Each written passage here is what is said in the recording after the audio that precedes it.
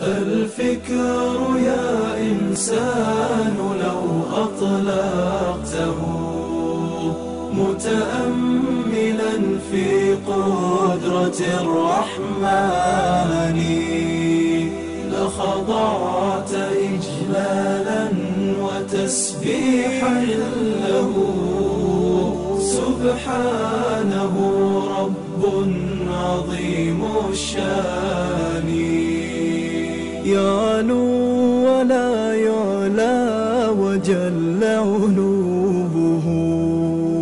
وصفاته كملت بلا نقصان سلطانه باق ويبقى ملكه هذا ويفنى كل ذي سلطان في كل شيء قد تكامل صنعه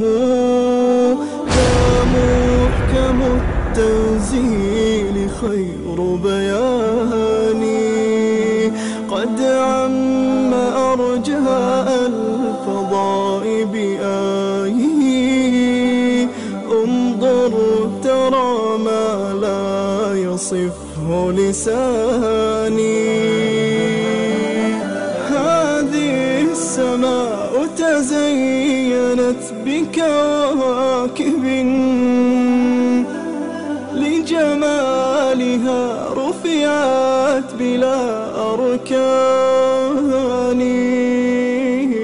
والريح تجري والسحاب بأمره يحيي بها ما مات من بلدان هذا ومن آياته تلك التي حملت بلا رجل ولا بهتان والكل جند للإله ما ترى جندا يقض مضاجع الطغيان وإذا السماء تشاققت من هول ما وعد الإله بآخر الأزمان والأرض غير الأرض هذا يومها وجبالها نسفت أمام عياني